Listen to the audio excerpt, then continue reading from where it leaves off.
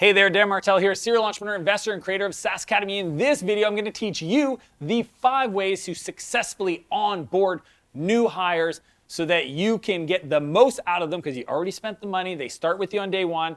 You want to get them productive as fast as possible. And the worst thing is you don't want them to come in, feel like they're not in the right place, and quit on you. That sucks.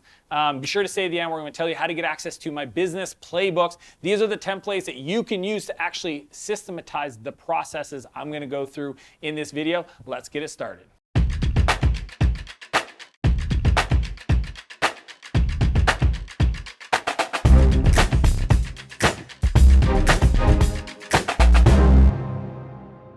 So recently I had one of my really good friends hire a new person, and they were all excited, and the person came in, they really needed to fill this role. And after the first week, the person didn't work out. And I was really bummed. I was like, what happened? He's like, man, it was really weird. Like, I brought them in, I thought we were good, and I wanted to like give them independence and like have them do their thing, but and then I think I pushed them out the door. And I was like, what do you mean? He's like, well, I was like, is this a fit for you or whatever? And like, he was literally not really sure how to onboard the new person and inadvertently had the person leave. And the funny part is the person, I know them really well. They're incredible. If he would have kept them, they would have been rock stars for my friend, but they lost them. And what I've discovered, because I shared with him, I was like, well, what's your onboarding process look like? And I went through my steps that I'm going to share with you guys. He's like, oh man, I'm not doing any of that. Here's what I've discovered, okay? There's 2 parts to it at a high level. When somebody is outside the world and they're applying, you want to filter, you want to qualify, and then towards the bottom of the funnel, you want to sell. Once they've joined your team and they're coming in, there's no more filtering or qualifying. It is a enrollment engagement job. It is getting them indoctrinated, getting them part of the culture, connecting them with the team, because if you don't do that, you will lose people or you won't get the most out of them fast enough that you probably need to solve the problem, is the reason why you hire them in the first place. So these are the 5 steps to successfully and quickly onboard new hires. Number 1, orientation session. So I've been involved in many different ones. When my company, Flowtown, got acquired, the company acquired was Demand Force, had a very structured 2-day training. And I remember like the first day, they're like, oh, you need to go to new orientation. And I was like, whoa, when is it? And they're like, well, it's every week on Thursday and Friday. And I'm like, well, it's Monday. They're like, yeah, Thursday, Friday, you got to go to new. And I was just like not wanting to go. I do it a little different, but the big idea is you have to have that. Okay, so every new person that joins my team goes through essentially a ramp-up period with an individual, ideally the person they're reporting to, and they go through an orientation, a conversation about here's the expectations, here's where things are, here's the process, there's a checklist, go through the checklist, there's other things that I'm going to talk about in a second that is part of that. But the big thing for me is in orientation is you need to sell them on the vision, the values, why you started the company. It's more the high-level things that they may not be aware of, the accountability chart for your team. So to me, the orientation is you're here it's kind of like on a map, right? You go and you're going to hike in some nature park, and you stop and there's a map, and it says you are here, and this is the rest of the map. If you don't orientate your new team members, then they're going to feel lost. Okay, so what you want to do is think about, okay, I want to give them a high-level picture. This is where we're going over the next 25 years. Here's our mission. Here are our values. These are the things that we reward. This is the team structure. Here are the people. This is where you're at on the team, right? These are the ways we communicate, et cetera, et cetera, et cetera. So like, to me, that orientation is really your opportunity to help them feel situated in the organization. So that's number 1. Number 2, training system. So the way I like to do it is every department in your business, okay? In software, the world I spend all my time in, there's product, there's engineering, there's marketing, there's sales, there's customer success, and there's ops and admin. Those are the 6 big core areas of a SaaS business.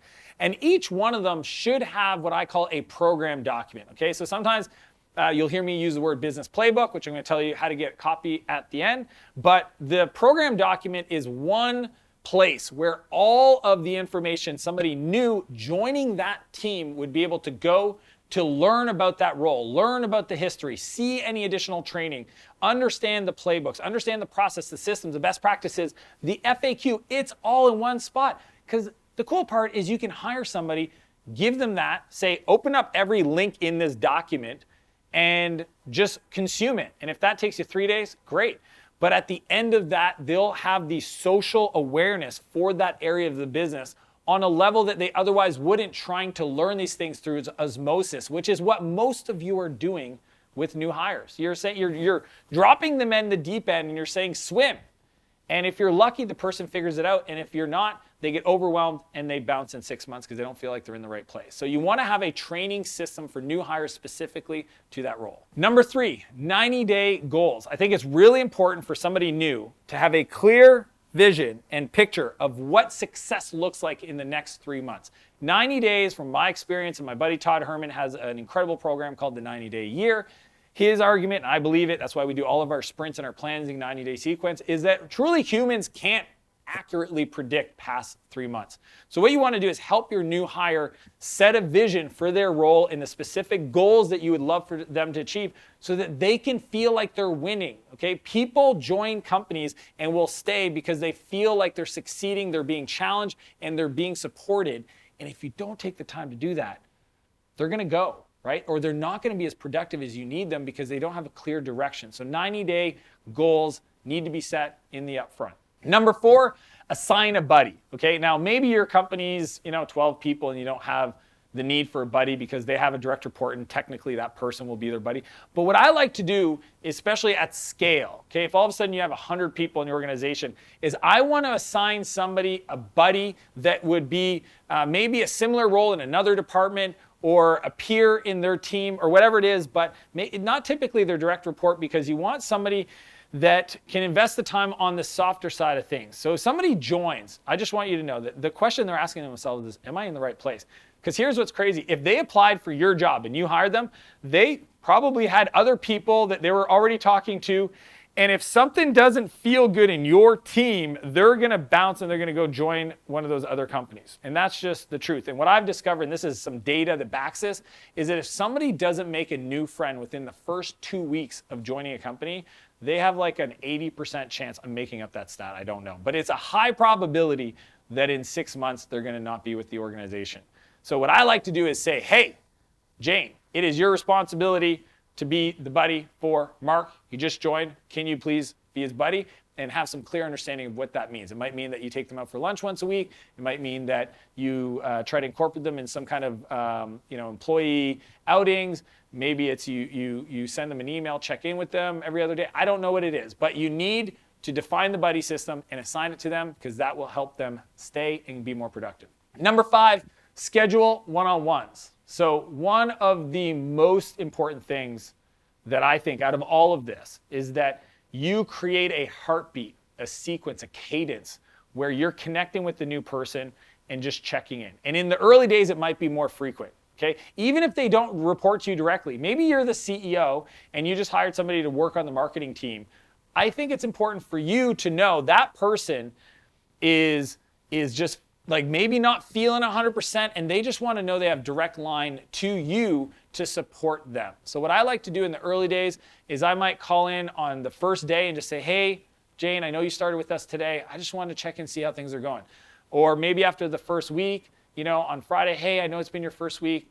What's been the most interesting thing you've discovered so far? Is there anything you've seen as opportunities that we can make better? Like, I love getting feedback from new hires on what we can make better because it teaches them that we as an organization are open to feedback and we want to learn. So scheduling that in, you as the leader, into your calendar to not forget. And over time, maybe you go every 2 weeks, then every month. And usually within the first 90 days, so if you go like the first day, first week, 2 weeks, monthly after that, another month after that, that's usually enough to make sure that you really build the connection for them to know that you're listening, that you care, and it just goes a long way. It's the subtle things, 3-minute conversations that will change the game in regards to their performance, the way they show up for you and your team.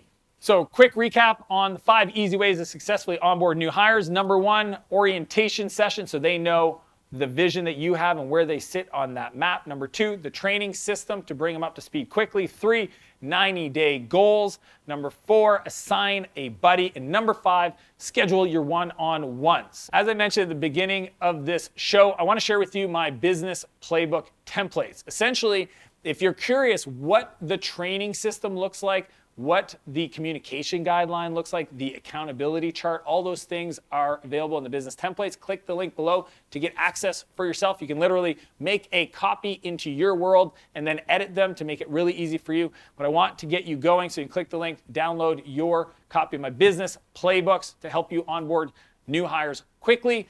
And as per usual, if you like this video, smash the like button, leave a comment, let me know what you like the most. And if you feel like there's somebody that you care about that can be served by this video, feel free to share it with them directly. As per usual, I want to challenge you to live a bigger life and a bigger business, and I'll see you next Monday. Best friends, subscribe to my playbooks.